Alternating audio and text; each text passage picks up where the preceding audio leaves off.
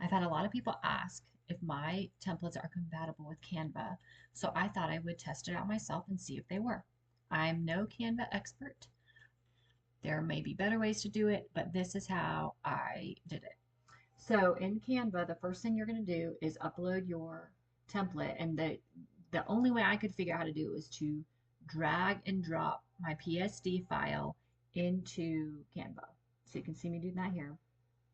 It takes a second to upload, um, but it will come in with the different photo spots and journaling spots and things like that, solid spots. So what you're going to want to do is then upload your photos that you want to add to your template. Eventually, I'll upload some papers and some elements and things like that. But I chose a few photos that I thought it would work with this template. And once they upload, you can drag and drop them over your photo spot.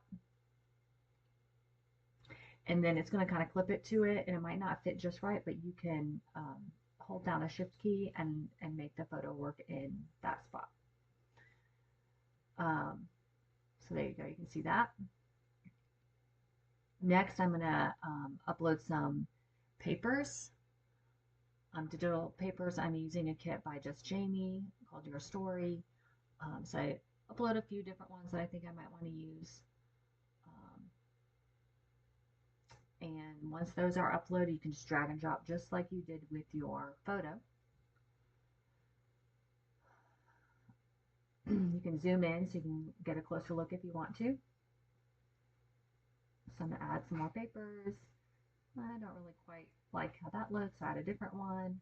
One thing I did discover is that in this layer, the weak layer, it doesn't clip exactly to the letters, so you would either have to leave that there or use your own text to fill that in.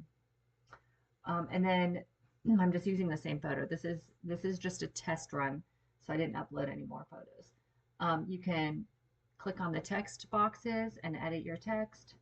I do believe that you can, I didn't try this out, but it looks like you can change the font and the size up in the corner there. I did align my text to be in the center. And here's to add a drop shadow, you're going to hit the edit button, and then you can kind of click the different drop shadows there and adjust as you want. And you can change the distance and things to make it more custom for how you would like, if you like the drop shadow look. So I played around with that a little bit.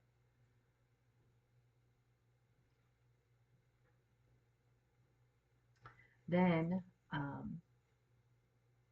I wanted to add some different elements, so I got some elements from Just Jamie's kit.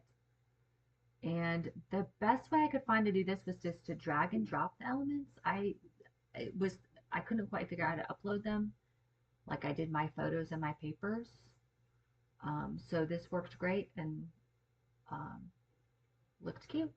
And then just to test out to see how I would save this page, you just hit share and you can click whatever would work best for you. I just picked JPEG because that's how I usually save mine, and then save it to your computer and it's ready to print.